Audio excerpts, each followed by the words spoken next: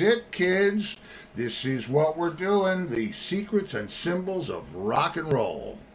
Hey guys, how you doing? Hey, how are you doing? Doing awesome. You know, Cool. Colby's going to be in a few minutes. She's still cleaning up dinner. We, Cleaning up dinner? okay, so this is the deal. I kind of made a mistake in the kitchen tonight, and I broke a hot sauce bottle that kind of went like everywhere and threw our timetable off. I get that. I didn't know you were a fan of the hot sauce. Oh, I love hot sauce. Yeah, Really? huge. Yeah. Yeah, me too. I love the hot sauce. I mean, and I got into it late in life. Yes, I wasn't always like a spice. I was always a spice girl, but no, I wasn't always. I wasn't always into the spice, and I forget where I first. I guess first got turned on to it with you in Louisiana. I guess. Went to Taco Tico, had some hot sauce on. Yeah, Taco Tico. Yeah, we won't tell that story. Oh. And but oh goodness, I love the hot sauce. I love the hot sauce. What kind of hot sauce did you donate? Oh, was it the Annalitas? The one I broke. Yeah, we drive up to Sarasota for this special sauce called Annalitas. It's unbelievable. Really? Oh, yeah. Really? How many Scoville units? Yeah, I don't think like that. I'm too old school. I like it flavor with a little heat, but not crazy. Okay, yeah, I don't go for that either. That we found for you that you like? What? That new kind that we found for you. We don't drive to Sarasota. Yeah, we don't drive to Sarasota. Go to Publix and get it. But oh yeah. Our favorite fish restaurant, Skip One, they have their own bottled sauce that's amazing. It's really good. Love Skip One. I go there for the Alaskan king crab night, and they have that. So good. Real good. Yeah. Well, you know what? I'll tell you what. Before we have a little time, I'll tell you a little hot sauce story. I'm in. I received in the mail. You know how we get down here the the dining out guide or whatever it is. I won it. Contest. You won it? Yeah, that's our first place for my Halloween contest. My costume. That's right. She went as Jason Voorhees one year as a waitress, and she had gloves on with blood all over them, and she had a hatchet with blood on it. We even put blood on her sneakers, like she was holding somebody up and cutting their throat. And the hockey mask. And the mask, the whole thing. And she won. I did. And I won an entertainment. And she won the entertainment guide, which is filled with coupons, right? To go to this place and get this thing, and go to that place. So you and can try different restaurants. So you can try different restaurants. And there was a place that I loved in Nyack, in New York, called the King and I, right on the main street there. It was a Thai place. Right. And I had a guitar player who claimed that he was impervious to spicy food. Oh, really? That couldn't be hot enough. I mean, I used to see him outside eating Scotch bonnets on the street after the gig. So, oh no, I'm serious. Oh, serious. So, and he didn't even sweat. Not because of the spices. So all right. So anyway, so I get this brilliant idea. I now have this dining out guide with a 2-for-1, buy one get one free for a meal at the King and I. So I said to him, I got a little bet for you. You think you're impervious to spice? Because I had been to this place and I ordered whatever it was, chicken and cashews. Right. And it goes up to 4 peppers. I ordered it 2 peppers, and I'm tearing from it. Right. I mean, I'm not an idiot. Native Thai. Right.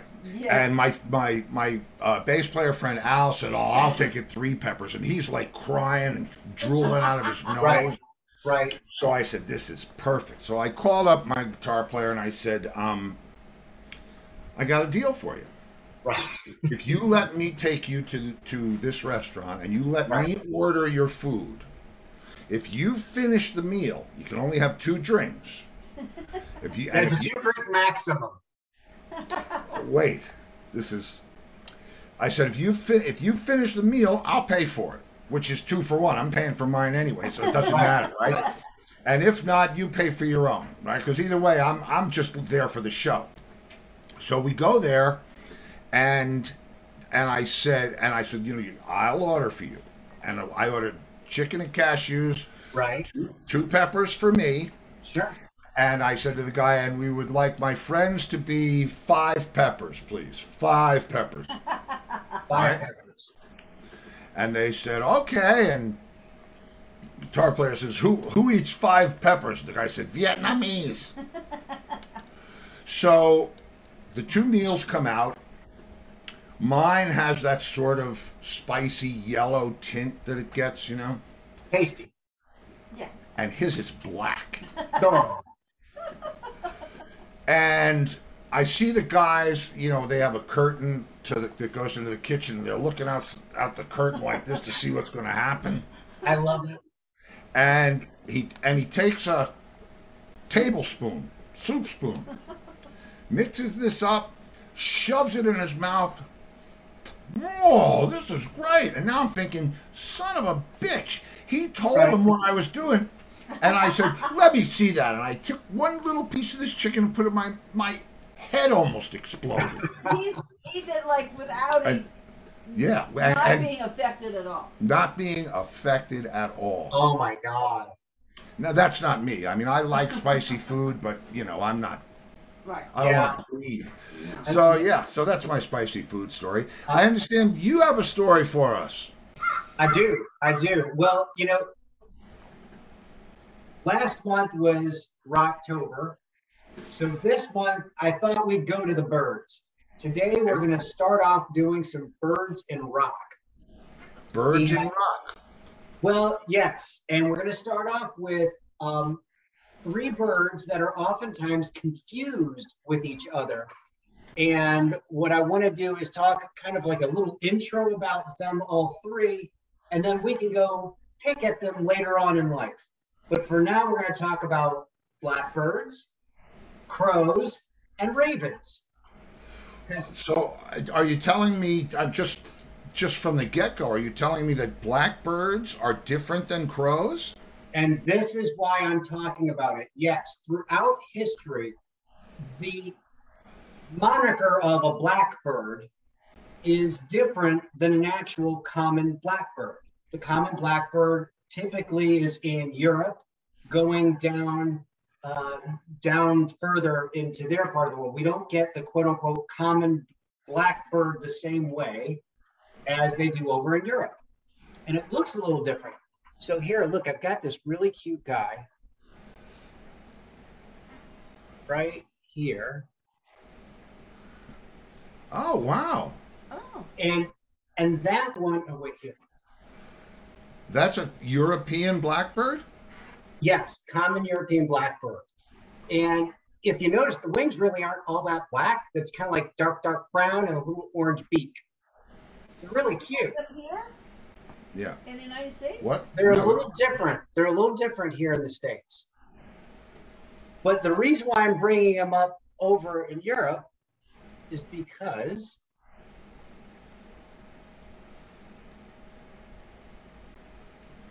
He's cute. he's nice. really cute. Yeah. One of my favorite songs when I was a kid, Blackbird by the Beatles. Yeah.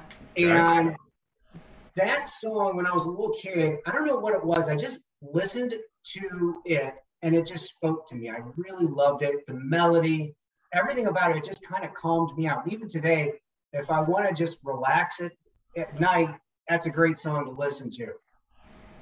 I didn't realize the magnitude of importance of that song. And you and I were talking last week, and you know, sometimes it takes a little review to relearn what you really need to know. And it was about the struggle of the civil rights movement during 1968. Yeah. And you sent that to me today, but moreover, I did further study on this, and to the point is, I actually found that Paul McCartney said that he was meditating and he'd heard the news about the uprising and all of the challenges happening in 1968 in America. And he felt that the Blackbird was, you know, the personification of a young Black girl who had these broken wings, who had to learn how to fly. And, you know, when you hear it from that point of view, it's really powerful, and it really struck a deep chord in the movement.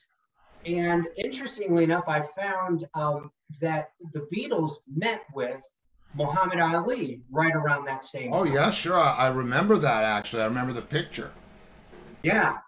And you know, what a positive, powerful moment. But that is just such a rock moment if you think about it, because I mean, that's kind of what it's about, is taking those norms and challenging them and finding what we can do to build it better.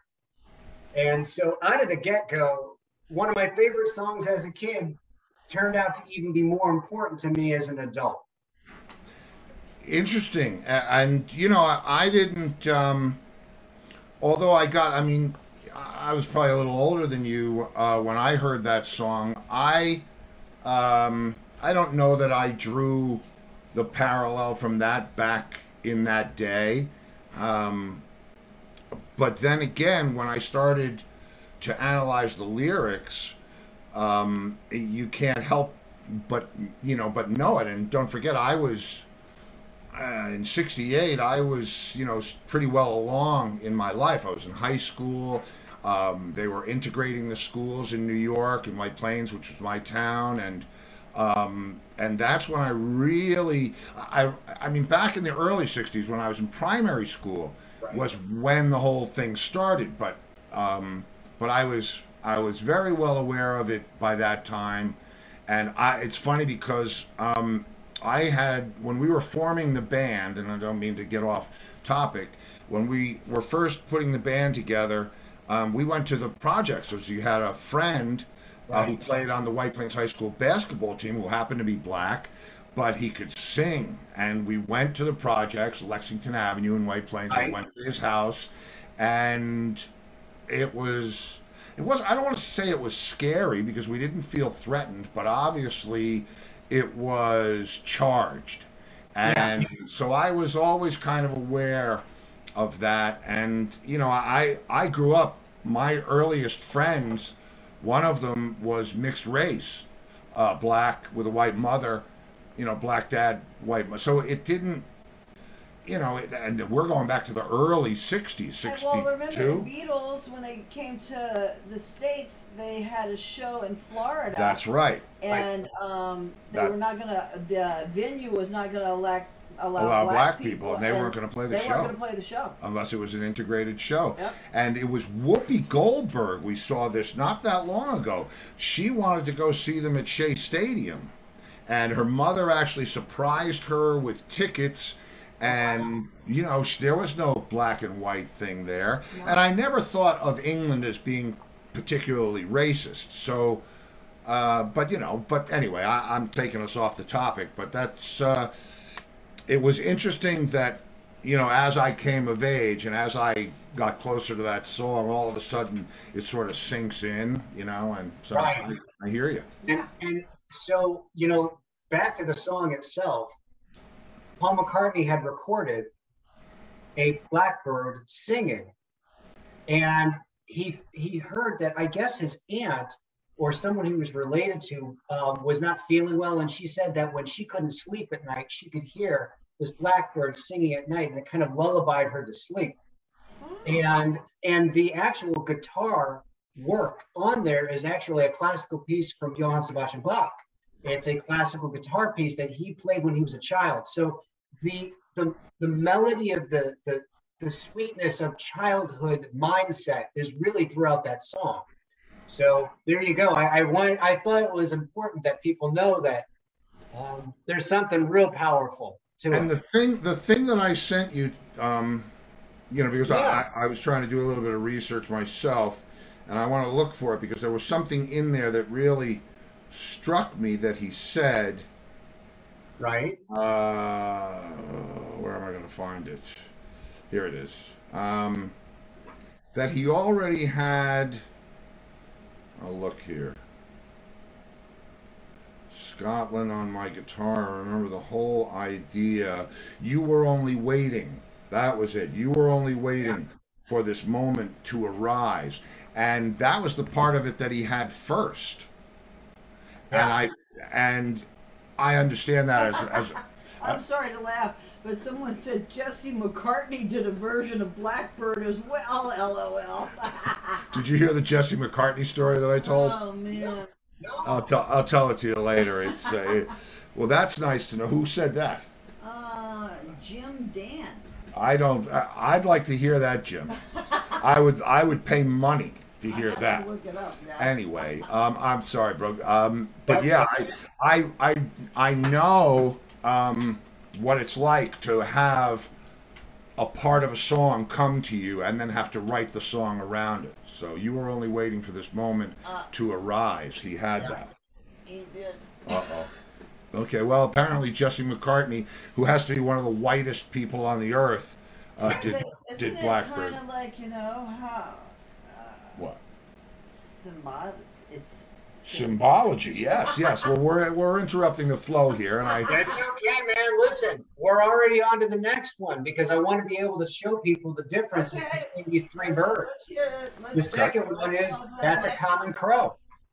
This is the crow. This is the crow. I want you to take a look at the beak and the size of the body compared to the raven. Wow. Yes. Look at that. That's interesting. Oh wow. Okay, so we have crows that come. Yeah, because once we have a year. crows. Yeah, we have crows that come and I guess they nest in the Melaleucas. No, And- the Australian pines. oh, excuse me, the Australian pines. Yeah. Because they're really tall, you know, those Australian Yeah, pines. and they look like that. That's like a mid-sized bird, like a woodpecker-sized Exactly. bird. Yeah. And are they bad luck? So it's funny. They've been given a rough gig throughout history.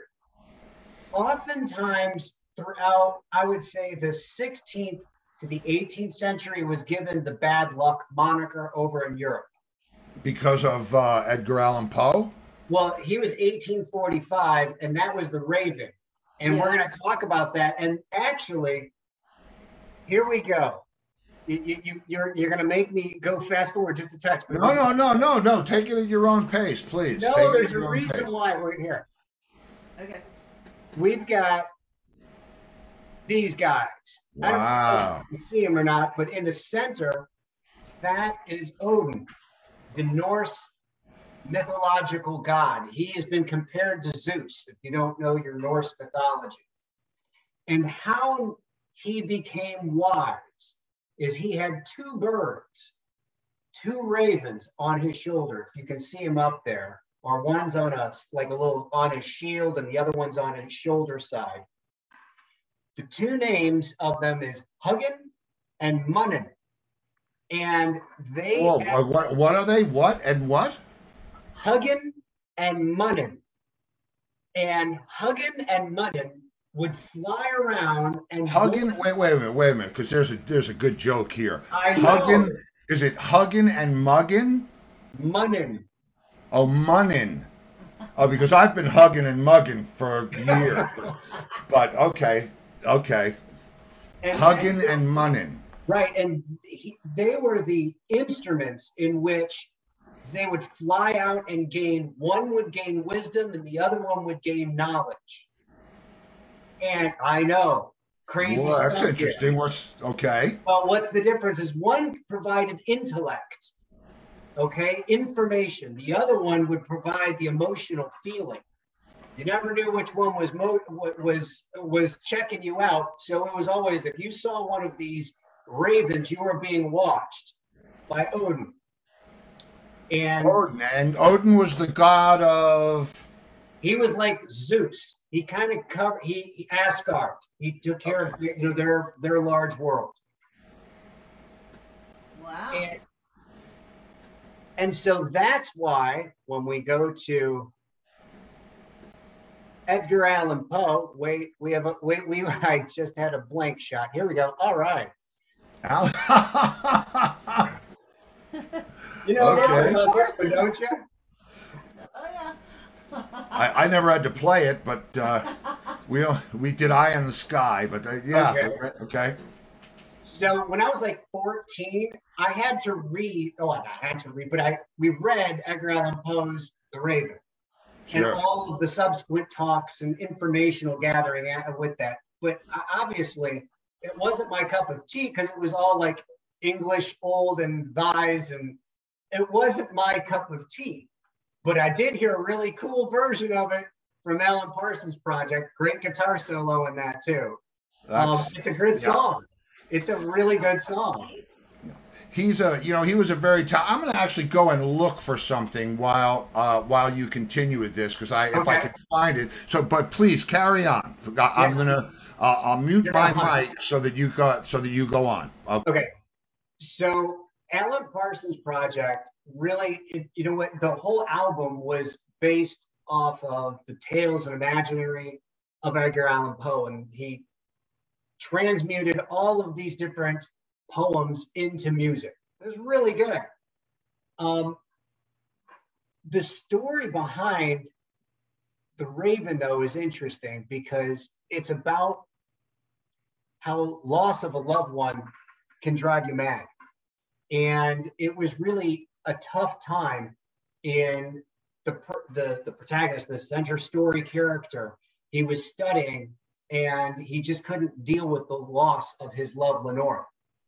And when he was in the middle of kind of this dark, sullen moment, he heard this tapping on the door.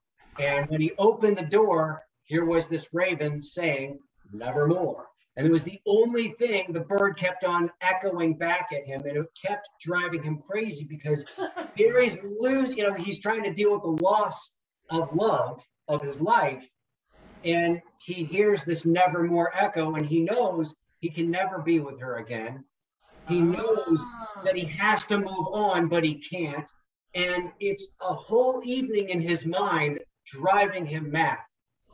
And, there's something to it. If you've ever have gone through deep loss, sometimes there comes this point in time you don't know up or down how to deal with it.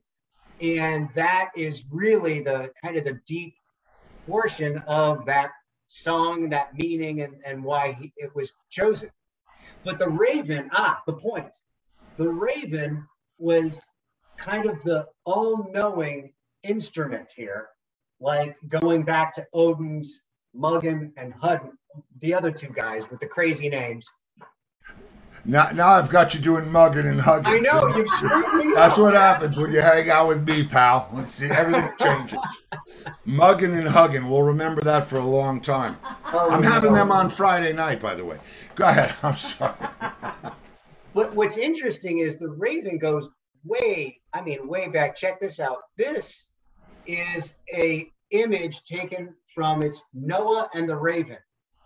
And I think it's interesting. Most people attribute the bird that was sent out was the dove and comes back with the olive branch, letting everyone know that, hey, there's still life on this earth after it got deluged with a boatload of rain.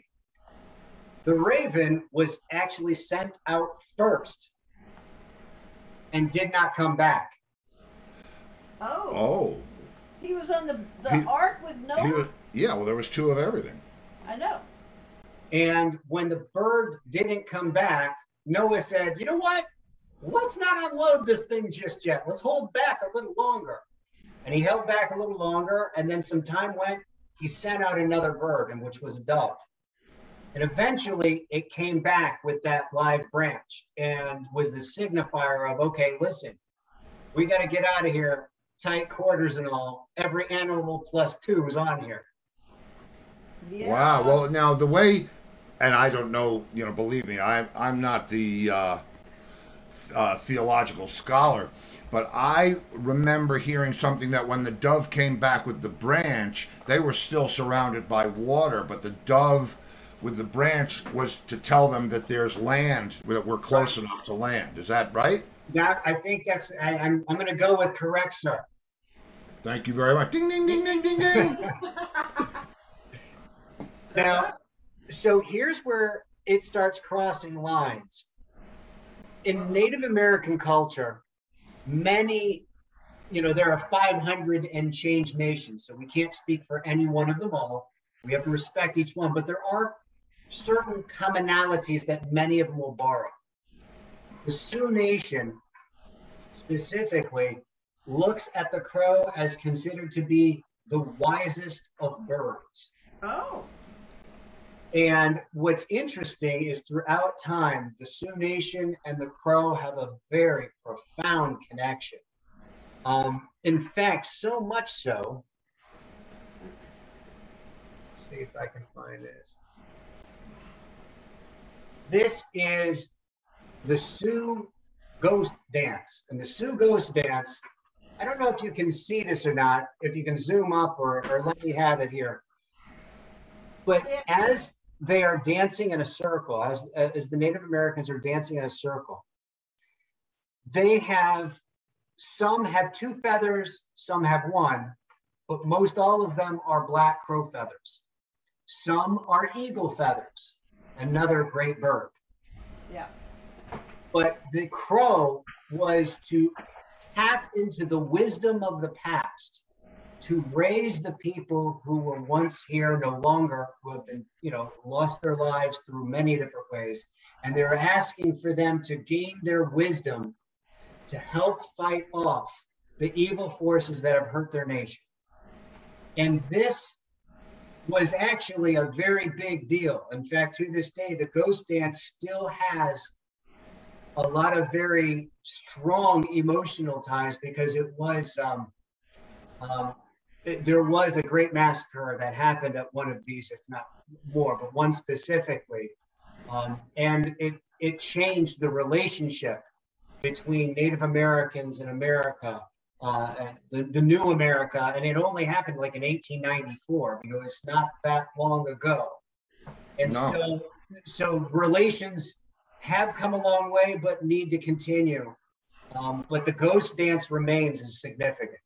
Wow. And so I'm certainly not a scholar on Native Americans, but were the Crow, I know there was a tribe called the Crow. Were they the Crow, CROW, after the Crow, or was it different? Okay, so there are many tribes or clan of the Crow. And so that because there's over 547 nations, we have a lot of scattering, and not a lot of people will agree on the same story. But the tie to ancient wisdom from the past, the moniker of the wisest of all animals, wisest of all birds, pardon me, will definitely go to the crow for most people in the Native nations, because it's so significant. Now, here's where it gets interesting. There is a story that says that during the Great Flood, now this is a story that was handed down from Native American tribe to Native American tribe in stories over the course of time. Are we talking about the Noah flood? We're talking about the Noah flood, same Okay. flood, the Great Flood. Mm-hmm. They talk about a black crow going out to finding fire for man, because the winter had come and it was so cold, and we couldn't keep anything warm. How can we survive? And the crow went to the sun and came back with fire. And on the way down from fire, and this is where it gets interesting, before the crow was black, he had magnificent colors, every color you could ever see, and in the glory of his wings. But when he was burned, coming down from this, bringing fire down from the sun, he knew that he had to bring it to us, to man, so we could have this fire, the Prometheus spark, to allow us to live. And when he came down, of course, his feathers are all tarred up and darkened and black. But to this day, if you stare at a crow's feathers, it still has the colors still trapped within it. Iridescence, yeah, I was going to say that, right. yeah, absolutely. But this feat was recognized with respect so much because only the crow knew how to get us through this terrible time, is that we needed fire. And I think it's interesting of how far these worlds were not apart. The Noah flood and the great flood that we talk about, other cultures talking about, the commonality of a blackbird in being significant. I just found that to be fascinating, you know? What do you think happened to Noah's raven? Yeah, what happened to, and which begs the question, if one of the ravens was lost, You know, it's been debated. One of them said because ravens feed off of carcasses, Right. they'll pick at things, eyes and such, Yeah. that it probably had plenty to snack on, not have to come back to the ship. Oh, that's interesting. wow. Okay. Yeah. Now, let me drop one on you. Please. Did you watch Game of Thrones? I did not. Oh, because one of the absolute central characters in that series was the three-eyed raven. Yes, Really? the one who sees And all. he was the one that, oh man, I first of all, we've watched that series three Three times, times. and there is Great. so much. I'm really surprised that you haven't seen it. I don't know Yeah. how much of a TV watcher you are, but man, yeah, and the three-eyed raven. And there's a lot of symbology in that Oh, show. talk about symbology, man. That will just take you on a trip. But yeah, the three-eyed raven was at the center of all of it because he was all-knowing, all-seeing, and That's you a know, Norse, that's a Norse mythology statement that to open up the eye on that. Yeah, with the raven. wow. Wow. I'm learning new stuff right now. I love it. Oh, Well, we're all learning new yeah, stuff every right time now. you're That's for on. sure. Yeah, it's great, man. We just this is I love this segment. I really do. yeah, I do So too. it brings us to the Black Crows. Yes, the Black Crows. You know, I couldn't find it, and I saw it once. I couldn't find the shot, but I saw that Chris Robinson, he actually had a skull of a crow through a chain. And I went all through the internet. I remember seeing it like a while back, and I couldn't find it for the show. And I was really kind of like, but I know he's got one. Probably. That it just, I thought it was kind of cool. Well, I'll give you an interest. This is an interesting side note. I was asked to produce a George Harrison record, after George had passed. Right.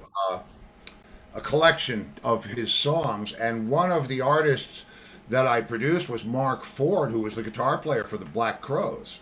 Okay. Oh, wow. And and man, they were him and his band. It was Barry Oakley Jr. and just some killer musicians.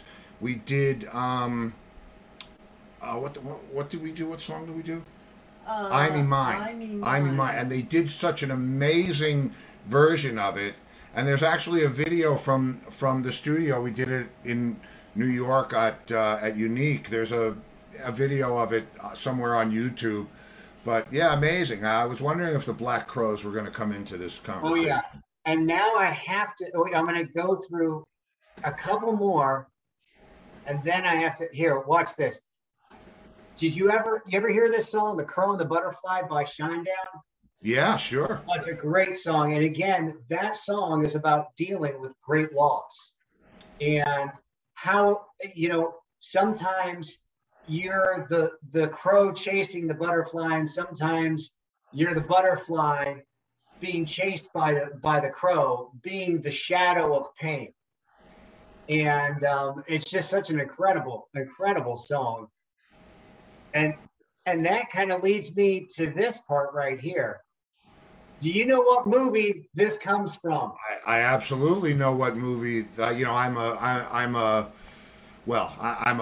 Bruce Lee devotee, so I understand that's the image from The Crow that featured his son, Brandon. Yeah, Brandon Lee. Right. yeah, that's Brandon Lee. Check this out. There he is as a kid. Wow. Wow. That is mom. It's a great family shot. Wow. So Wow. sad to see him go. He was so talented. I got to tell you, on his own right, not just a great martial artist actor, but really as a great human being. I'll miss him for a long time. He was a big impact on me. Yeah, he was great. I mean, you know, I learned a lot from Bruce Lee. You know, water. You know, water become the cup. You know that whole thing. Amazing. Yeah. And you know, as far as rock goes, check out the playlist on this. I don't know if you can read it or not. I'm going to put you up on. It starts off with Stone Temple Pilots, Big Easy, and then it goes down to 9 Inch Nails. We've got Rollins Band, Helmet, Pantera. I mean, it's like the who's who of who kicked ass in the early 90s. It really was an incredible soundtrack, dynamite movie. And I think it really kind of sums up how I feel about all these birds. They're great birds. Sometimes they're a little different. Sometimes they're confused, but they all have unbelievable messages to give us. Yeah, and I love STP. I had, I actually, I don't know if you remember when Henry gave a talk out on Sanibel at the Big Arts. Right, yeah, I forgot about that. Went to see that, and Pantera played at my theater, and there's interesting. And guess who's, no pun intended, guess who's waiting in the wings? That's our signal that Angus is here. Is that Angus? Waiting in the wings. Waiting in the wings. Wow. Yeah, there you go. Man, that's amazing. That's just amazing. Well, I'm glad to know that the crows, they come once a year, these crows. They must migrate. Oh, look at this. Wow. Yeah. But they come and nest in our yard once a year. And I thought, what? What's that? Oh, right, yeah, he's probably fell asleep already. Ahoy, matey. Ahoy, matey. Oh, shoot. Boy. So, what is the tattoo? I mean, I know what it is. Crow flies. Crow flies? Yeah, as the crow flies. As the as the crow flies. Yeah. Yeah, that's cool. Yeah. Very enlightening, my friend. Very enlightening. Yeah. Awesome stuff, man. Thank you for the ride. I'll tell you, I love doing this segment. Let me tell you what, we love it, and our fans love it. Your fans love it because they're your fans now too, and it's interesting. And isn't it cool? I mean, that's, you know, and it's interesting because a lot of the same people come in on Mondays, and I have to imagine it's just for this segment. So I'm very proud to have it. I'm sorry that Colby, hope she didn't get any hot sauce in her eye. No, not at all. But I will tell you this, next week, we're doing Eagles. Oh, wow. Listen, I love Eagles. I love Eagles. I love Eagles. I mean, we see Eagles, we see bald eagles here pretty regularly. It's just a magnificent bird. By the crow tree. By where the crows go. So there you go. Here, wait, Colby, get in here. You have to say goodnight. She's being a rude guest. Hi, I'm just It's okay. Listen, she's cleaning up the mess. have dinner.